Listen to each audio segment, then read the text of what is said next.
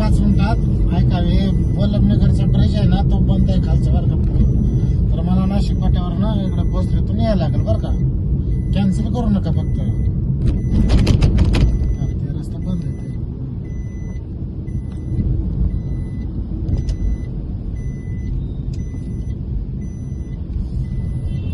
Hi guys, हे आहे नाशिक फाटा. बघा तुम्ही नाशिक फाट्याला काय माणसं लोक येऊन बसलेत, गर्दी वगैरे भरपूर. पावसाची हालत बघू शकता आणि आपल्या पावसामध्ये रस्ते पण बघू शकता तुम्ही. आणि तुम्हाला सांगतो एवढ्या ट्रिपा पडतात ना, लोक भरपूर आलेत गावाकडनं पेरणी वगैरे सगळं करून. तर मला एक सांगायचं आहे की बाबा जे चांगल्या सोसायटीतले लोक वगैरे म्हणा वगैरे कुठले असतील त्यांनी जॉगिंगला मात्र निघू नका पावसाचं. कारण एक सांगतो तुम्हाला, सगळ्या गाड्या फास्ट असतात आणि पावसामध्ये काय होतं माहिती का, कधी कधी दिसत नाही सर पुढचं आम्हाला पण. आणि कधी कधी पाणी चुकून उडून जातं आणि तुम्हाला वाटतं की बाबा हे गाडीवाले मुद्दाम पाणी उडवतात. तसं काय नसतं, कारण खड्डा वगैरे असला ना तर पाणी असलं फास्ट पाणी पडतं ना की बस आम्हालाच वाईट वाटतं. तर फोर व्हीलरवाले मुद्दाम नाही करत कुठली गोष्ट. जे आहे ते मी रिअल सांगतो तुम्हाला. बघा तुम्ही, हे नाशिक फाटा आहे. नाशिक फाट्याचा नजारा मस्त आहे. मी जातो इथून YCM हॉस्पिटलला पिकअप करायला, कारण इथून ट्रिपा पडतात पण इथून रेट नाही. YCM हॉस्पिटलवर रेट भेटला तर तिथून जाणार आपण. आणि गाईज आपल्याला फॉलो लाईक करा. आजपासून आपण आहे ना ऑल पुण्यामध्ये कसं चालतंय, कसे रोड आहेत, कुठला एरिया कसा आहे सगळं मी धावणार आहे. कारण मी आता पुण्यातच फिरणार आहे. ड्रायव्हर म्हणून कामाला लागलोय. नशिबाने ब्लॉगर वगैरे बनलं तर काय ड्रायव्हरची नोकरी सोडून देणार आणि युट्यूबलाच नाहीतर इंस्टाग्राम व्हायरल करून टाका मला. चला होऊ द्या तुमच्या हिशोबाने. मस्त आहे जरी नजारा.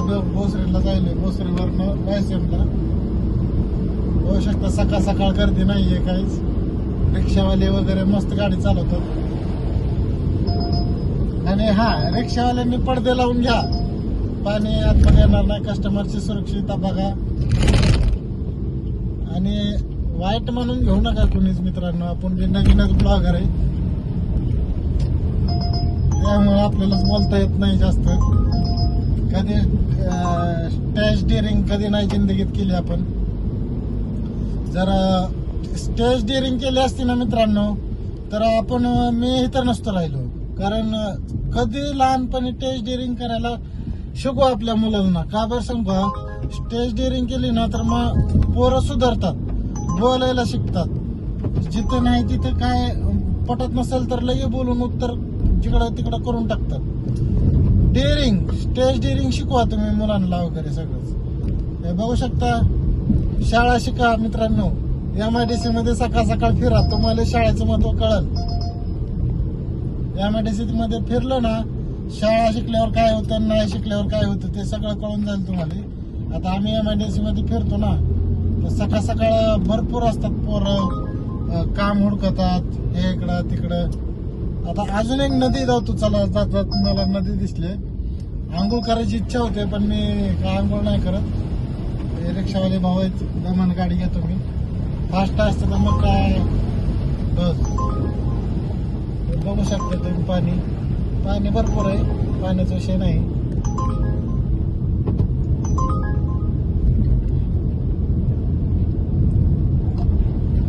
आलो आपण आता YCM DY पाटील आहे इथं. आता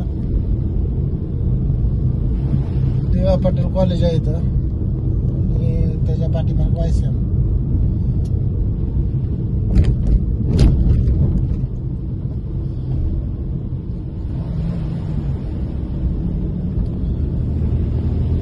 आपले ब्लॉग 5-5 मिनिटाचे राहतील.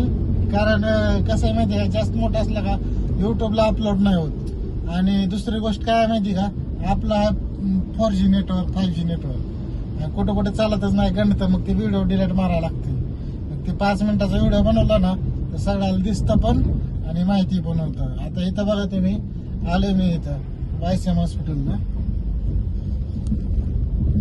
सकाळ सकाळ इथले विद्यार्थी काय म्हणतात, नाश्ता वगैरे करतात. इथं नाश्ता एकदम भारी भेटतो, एकदम भारी म्हणजे काय स्वस्तात मस्त आहे.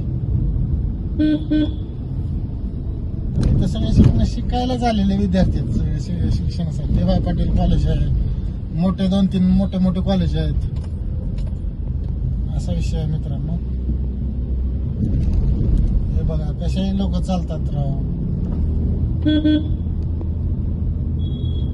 आता YCM हॉस्पिटल मध्ये आलोय, इथून पिकअप करायचे आपल्याला. तर चला बाय मित्रांनो. कस्टमरच्या समोर आपल्याला बोलायची लाज वाटते, अजून तेवढी डेअरिंग नाही झाली. डेअरिंग झाली की मी बोलन वाटलंच नंतर. चला आलोय मी इथून YCM हॉस्पिटलचं, तिथं आहे मग कस्टमर.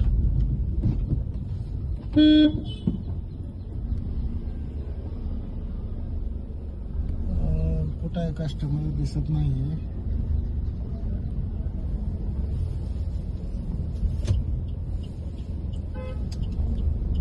तर मध्ये घेतो गाडी मी मुद्दाम.